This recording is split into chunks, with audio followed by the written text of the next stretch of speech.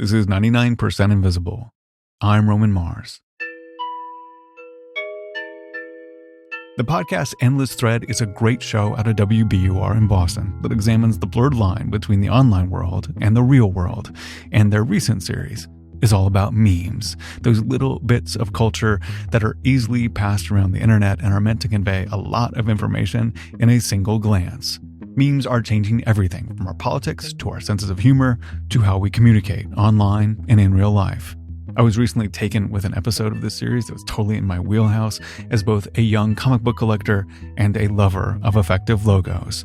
It's all about the Punisher skull. Not to brag, but I had the very first Punisher limited series comics as a kid, and I love them. The Punisher is a character that really appeals to a 12-year-old who has a chip on his shoulder and wishes he was a badass.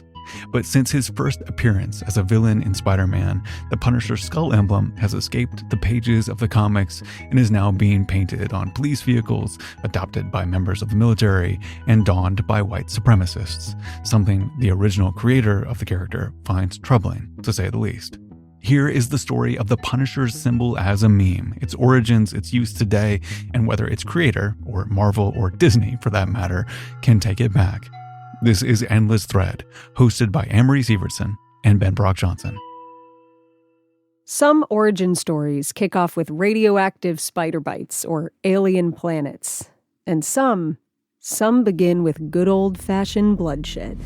If society won't punish the guilty,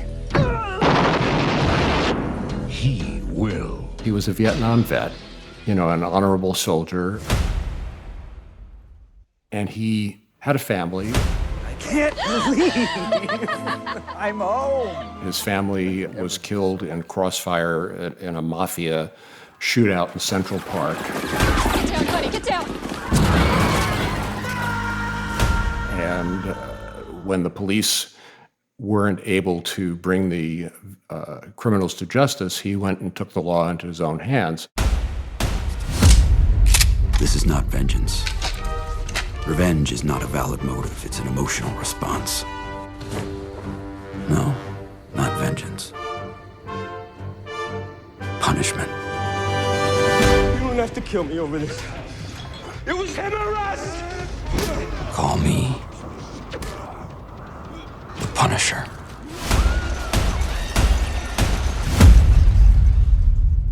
He wasn't intended to be a good guy, but he was intended to be a vigilante anti-hero who at least had his own code of justice and wouldn't cross, a certain line, but was definitely considered an outlaw.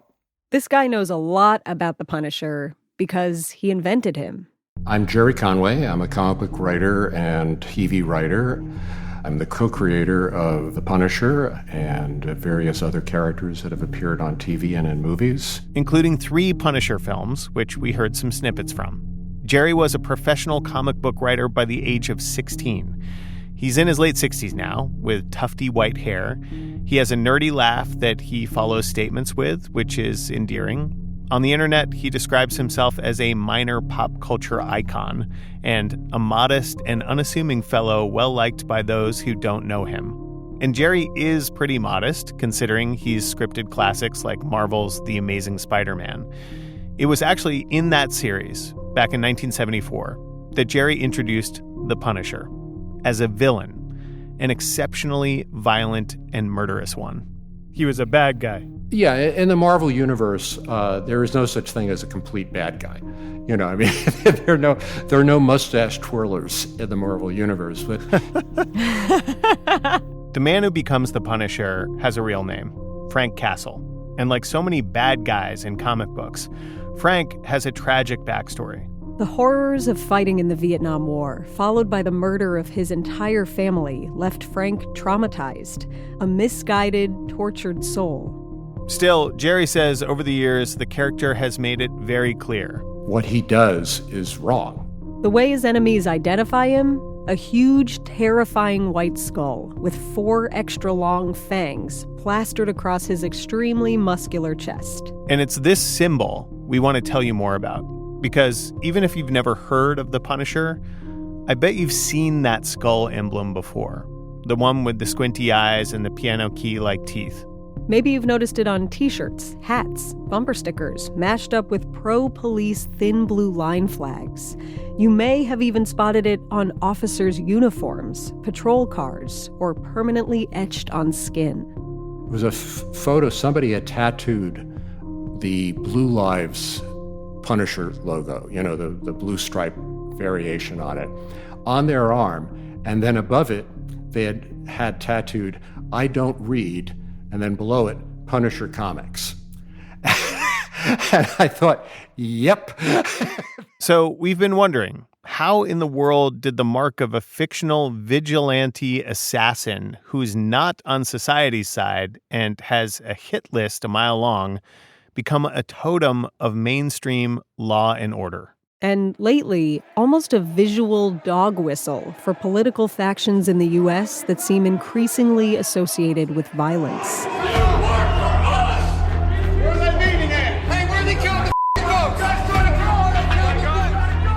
Call me Amory Sievertson. Call me Ben Brock Johnson. From the WBUR podcast universe, we bring you Endless Thread.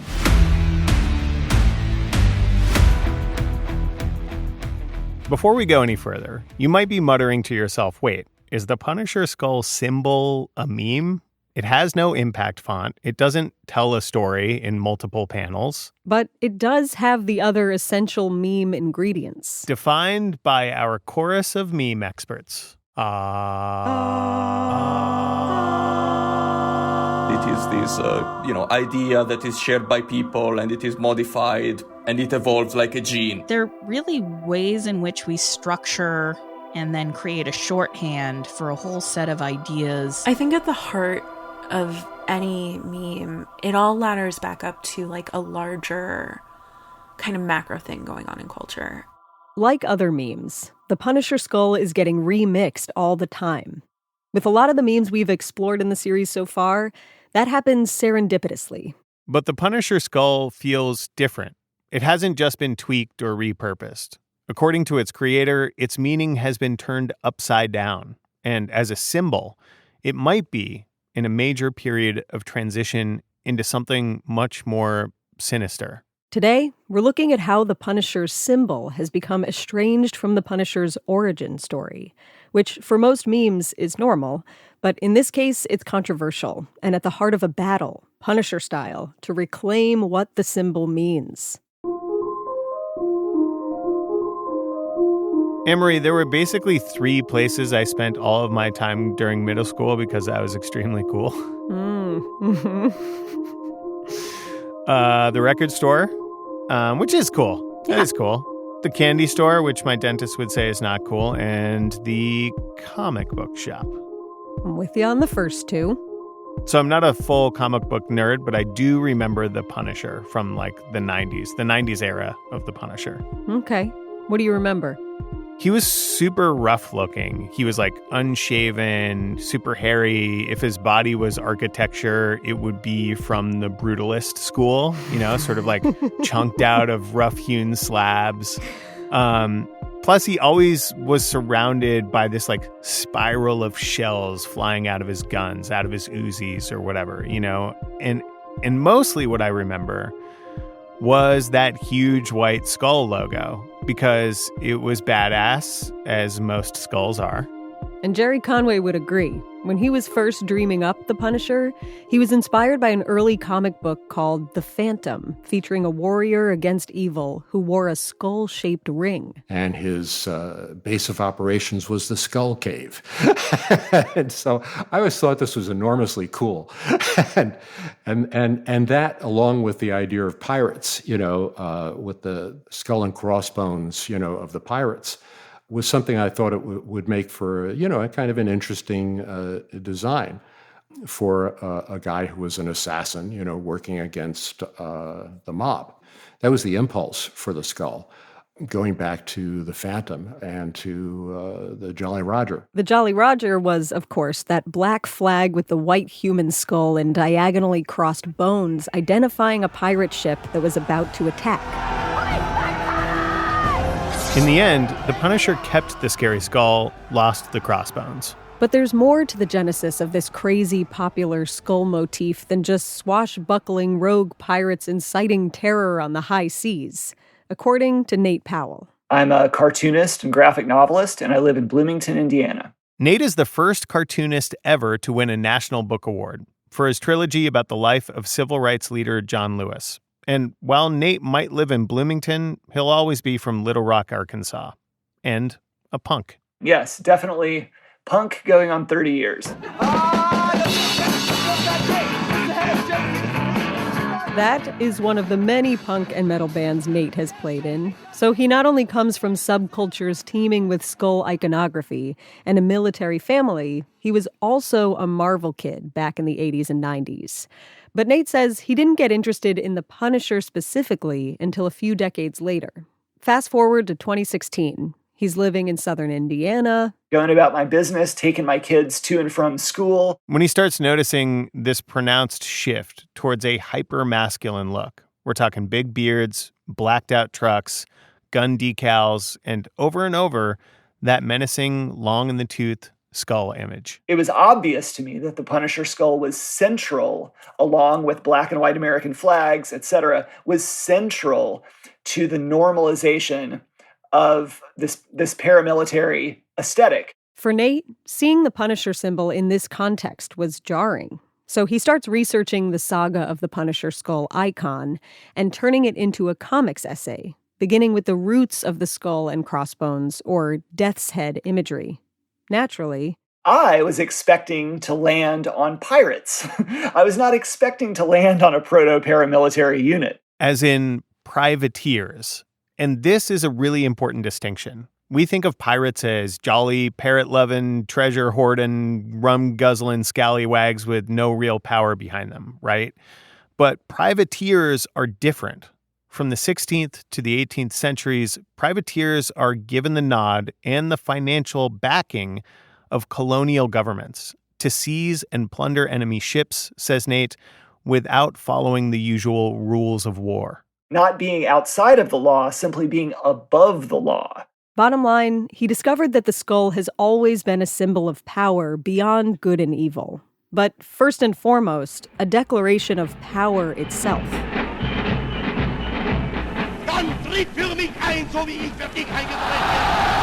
In the 20th century, the Nazis adopted the death's head, or Totenkopf. The Nazi death's head is a specific design, and it's one that you can identify on pickup trucks here in America today. The skull was also used by U.S. troops throughout World War II, but especially in Vietnam. I love the smell of napalm in the morning. In the early 70s, we had, a number of national traumas. To a young Jerry Conway, whose career was just getting off the ground at the time, the biggest of all was the U.S. military's involvement in the Vietnam War.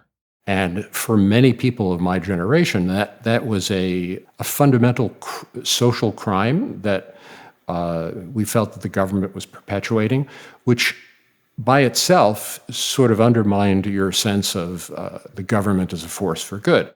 So in the pages of The Amazing Spider-Man, Jerry responded with Frank Castle, an ex-sniper turned skull-sporting vigilante killing machine.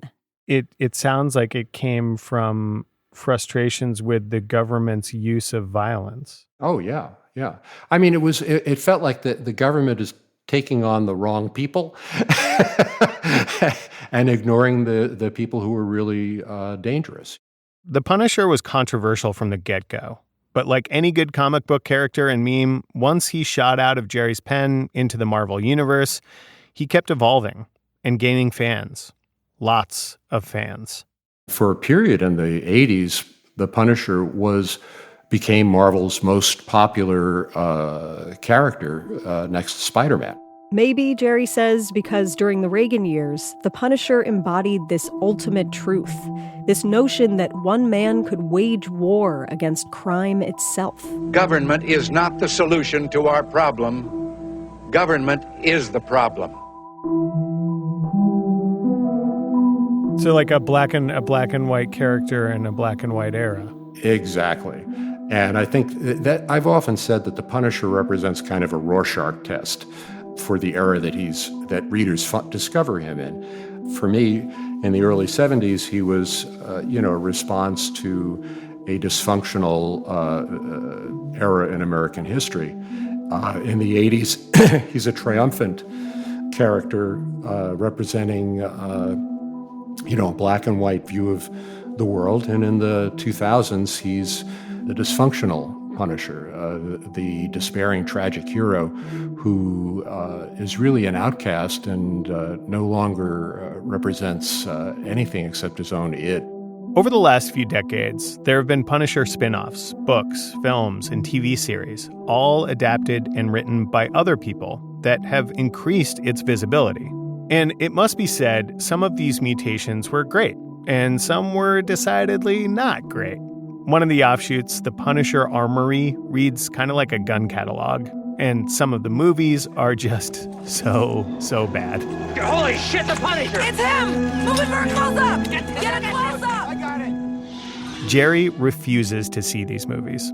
But all in all, while it was hard watching his bloodthirsty baby grow up, he was proud of him. Didn't feel too attached. And it's actually part of the value of the comics, is that you can reinterpret these characters as long as you maintain some truth to the original archetype that they represent. You can reinterpret them for the time in which you're creating.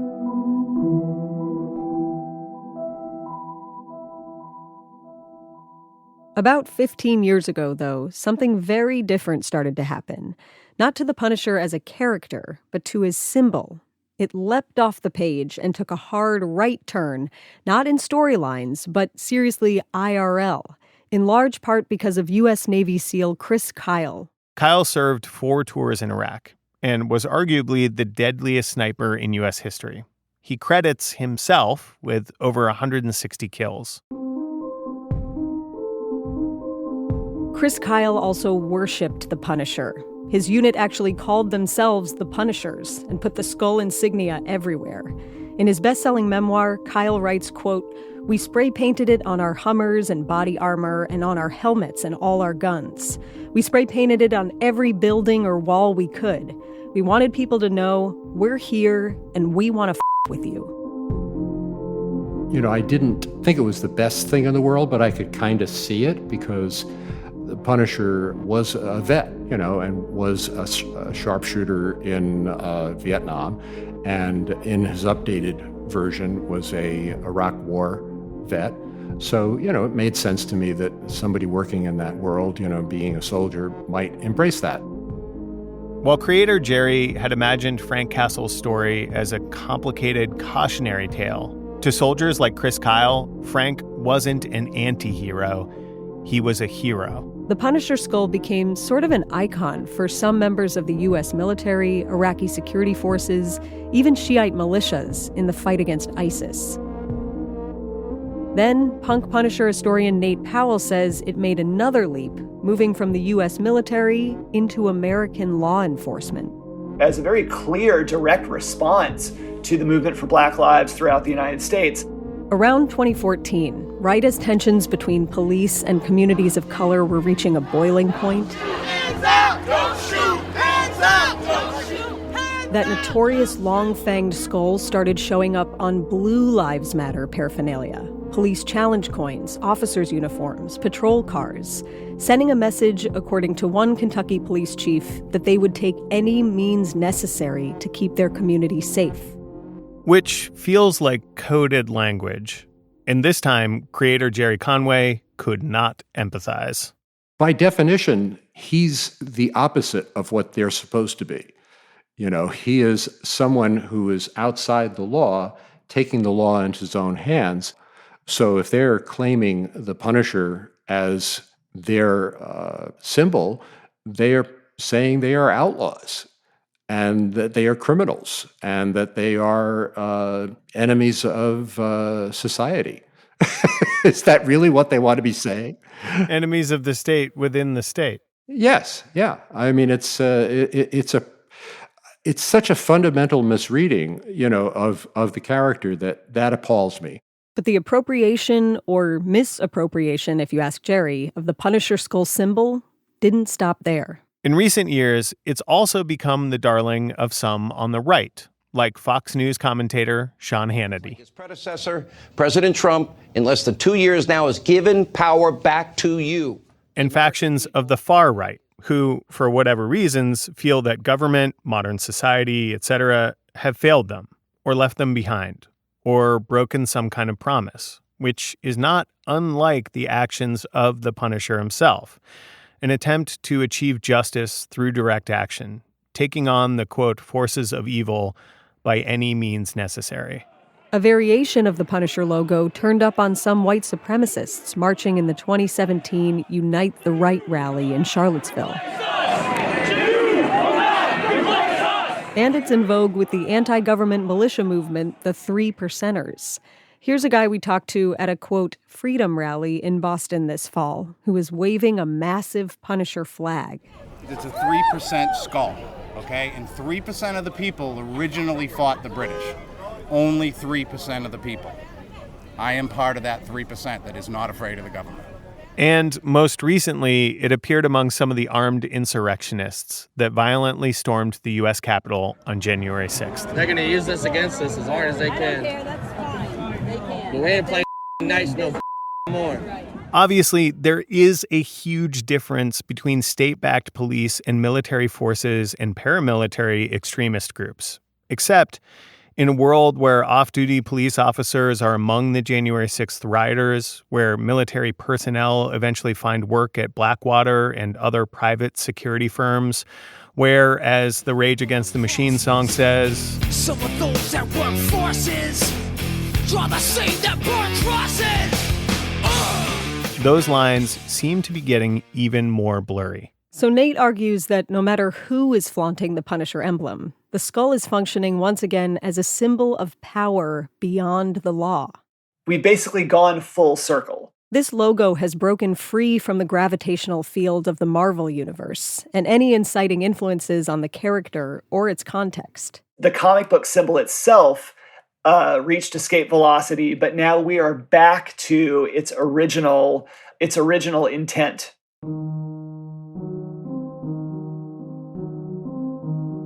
Original intent or not, the seizure of this specific skull logo, especially by American police or some on the extreme and far right, really pissed off the guy who brought him to life in Marvel Comics almost 50 years ago. I said no justice! No justice!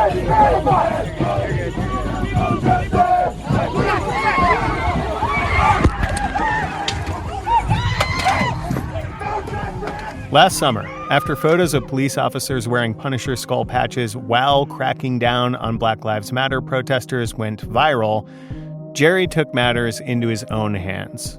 Not quite Punisher style.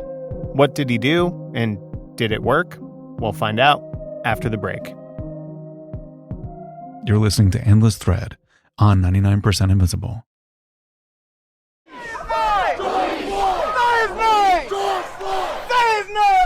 In June of 2020, racial justice protests were spreading across the country. And I wanted to be part of that.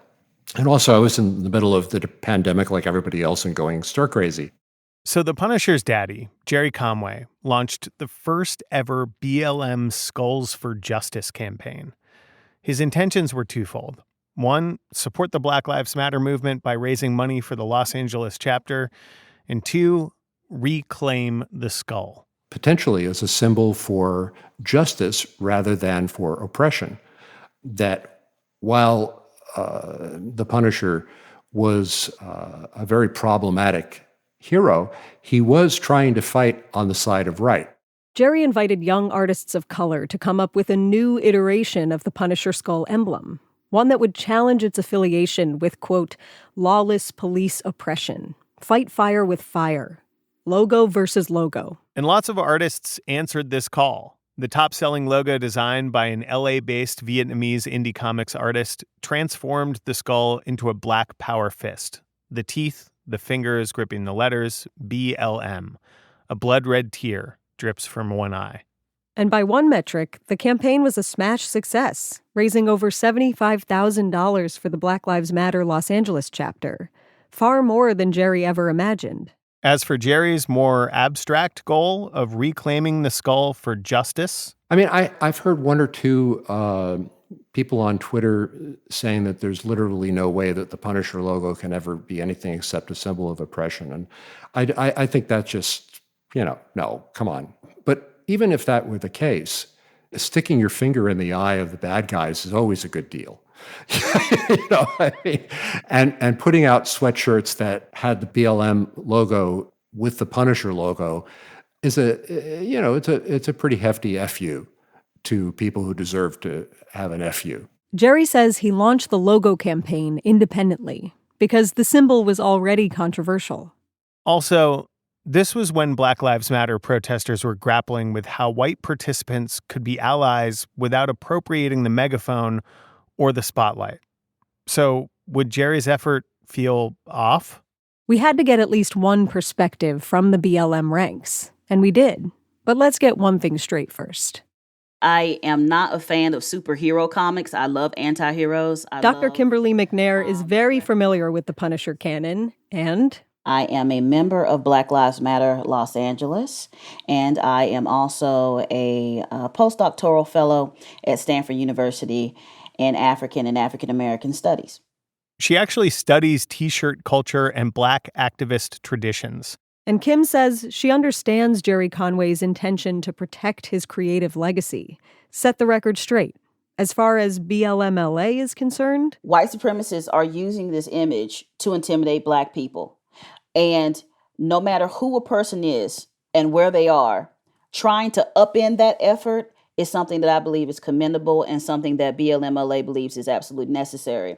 But overall, we always try to coordinate efforts with parties. That makes an even larger impact, and it also helps us try and steer the conversation towards not only has this happened to Mr. Conway, and this was not the original intent or purpose or meaning of the Punisher and the Punisher skull, but also how can we make this conversation more about not only the military's use of the Punisher skull, but the militarization of the police. Or, Kim says, to draw a line from that to the over-policing of Black communities, to how images of Black people themselves have been co-opted or demonized in the service of white supremacy. Her point is, there are so many possibilities to take the conversation about one symbol to the next level. And to me, this is really a beautiful thing because it is Mr. Conway's entryway in to a movement that is about broader things. Jerry did tell us that he didn't expect that the Black Lives Matter movement would adopt the justice-themed Punisher logo as their own. But we still wanted to ask Kim a bigger question that we've been puzzling over, the one that hovered above the campaign. Do you think it's even possible to sort of give a movement a logo? There's this saying, and I love this saying. It's by Leah Watson. She's a Maori elder. And it says, if you have come here to help me, you're wasting your time. But if you have come because your liberation is bound up with mine, then let us work together. Right? And so the idea of gifting a movement, imagery, or a symbol, you have to work with those people who are at the center of the movement. You have to work with those people. Don't give anything. You create it with the people. These days, the tug of war over the Punisher skull symbol rages on. Over the last few months, our team has gone searching for the Punisher IRL. And even though we've spied the toothy skull in plenty of places, it wasn't easy finding people who wanted to talk about it. We did, however, strike gold at the, quote, Stand Up for Freedom rally in Boston, an event organized to oppose vaccine mandates. There, we chatted with a few dozen folks about what that skull means to them. And all we can say is there is still not a clear consensus. Does it mean anything to you in particular? Yeah, Frank Castle's a badass. Yeah, that's true. Not really. I mean, skulls have always been a power symbol throughout the world, you know? It's just a power symbol more than anything. I ride a black Harley Davidson, Fat Boy with 18s on it. It's right there, and it has 2 American flags on the bars. And it looks awesome. And I feel like the Punisher when I'm coming through. You know, an American patriot. supporting our country. Yeah, that's a cool skull. Yeah, I've seen it around. I don't like when the thin blue line is put over it, though, because that's the bootlicker flag, and when you put the Punisher skull over the bootlicker flag, in the comics, he killed police. Marines, I know quite a few Marines that do have it, yeah, and they do enjoy it. And I think they stand for what, we all stand for, the USA right here, what they're all chanting. Why do you think that skull is a symbol of that? Pain and punishing for justice, doing what's right for the people. Skull, I didn't know what it meant before. Anytime I saw it, I would assume the Punisher. But now, because I've been to so many rallies and I've seen that on hats and shirts of people that are not very nice, I'm going to go out on a limb and assume it represents a hate group or a hate ideology or something along that line. And the fact that in 2021 there's still more symbols that are coming up that we don't know of, it's just like wild to me. We also talked to a comic book store owner up in Maine, and he just wasn't sure. I'll be honest, when I see it, I kind of, my hairs go up a little bit. It's like because I don't know what the intention is behind it. It's those last comments about the confusion, the not knowing, that really stuck with us. Because with some symbols, it's really clear what they mean, no matter the context. Take the swastika, originally an ancient good luck symbol. It has been forever corrupted by Nazi propaganda. The Confederate flag, pretty hard to defend as just a symbol of Southern heritage and pride. Or Pepe the Frog, the sad cartoon amphibian. He's been used as the alt-right's internet bigot. These are just a few of the 200-plus entries in the Anti-Defamation League's hate symbol database. The Punisher skull is not currently one of them. Sometimes it really is just a representation of the Marvel character. But more and more, it's an image that seems to denote a distrust of authority and trust in the ultimate authority of violence. It still has a foot in both worlds, for now. What makes all of this extra confusing is that it's everywhere. Go inside your local Walmart or Army surplus store, and you can find anything from Punisher pajama pants to tactical vests. Online, you can order skull shirts and hats galore, flags, decals, stickers for your gun mag, pop sockets. There's just so much cool stuff for people to buy. In Punisher expert Nate Powell's mind, that's the real danger. The symbol is so deeply embedded in pop culture, it can be hard to pin down its meaning. Is a person wearing it only because they're a diehard Marvel fan, or as a dog whistle of white supremacy? Maybe as a signal of anti-government sentiment? Something in between? Does it become a gateway or a cover for those ideologies and political views the more ubiquitous it gets? It's a really good case study in seeing how the symbol evolves, in seeing how it gains power by appearing to lose political specificity. And by normalizing fascist and paramilitary activity, it allows space for all that stuff to expand and continue. What then should be done? And who should be doing it? Should the burden to wrangle a symbol gone wild be shouldered by its creator alone? Is there any other entity that might have a dog in this fight? If you ask BLM-LA member Dr. Kimberly McNair, I think Marvel should sue. I want to imagine a world beyond punitive justice, but I'm thinking about accountability. I'm thinking about ways to redress harm that has been done by those who have profited. They've made money. Oh, right. Unlike, say, Pepe the Frog, who belongs to one independent artist named Matt Fury, the Punisher is the intellectual property of Marvel Comics, which is a subsidiary of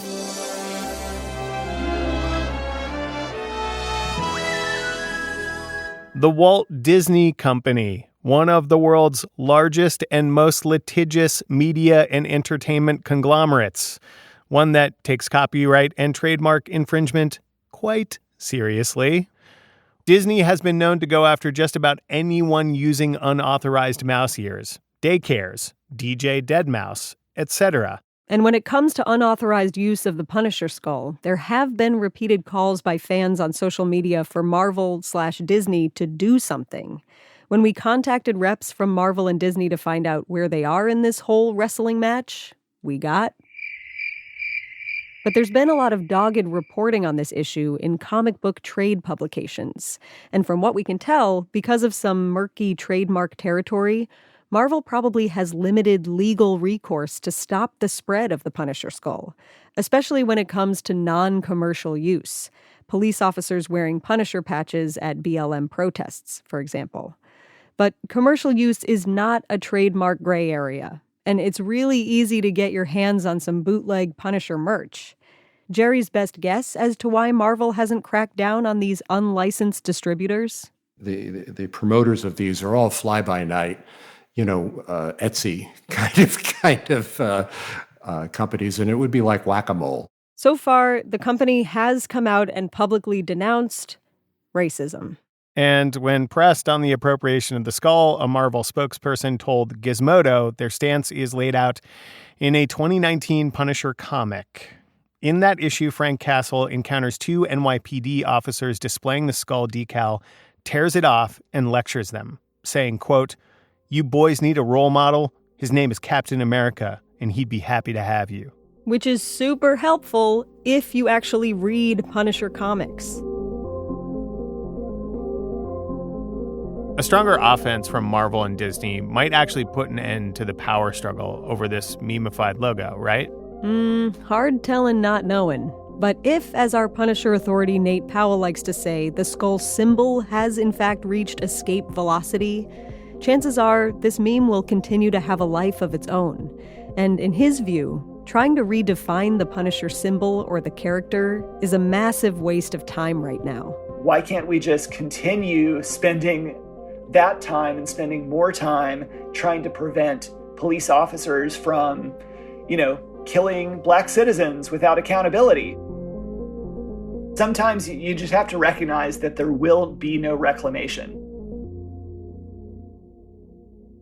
For Jerry Conway, the debate isn't over. Whether the Punisher's symbol can ever be reclaimed as a symbol for justice remains an open question. Since the Punisher was spotted on Capitol rioters, demands on Marvel to retire the Punisher character and his logo have only gotten louder, from both fans and industry leaders. Instead of canceling him or killing him off, Jerry Conway says, let the Punisher go dormant for a few years.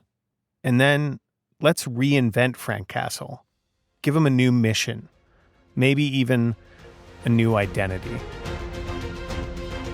There'll come a time, just like in the 80s, when that character can be rebooted, and turned into something new. I mean, my personal preference would be that the next iteration of the Punisher would be a black vet, who comes back and faces the issues that minorities in the world face today. Maybe then the Punisher will have something to say to the next generation. Again, as I say, like a Rorschach test. And when he does, I'll be proud of him again.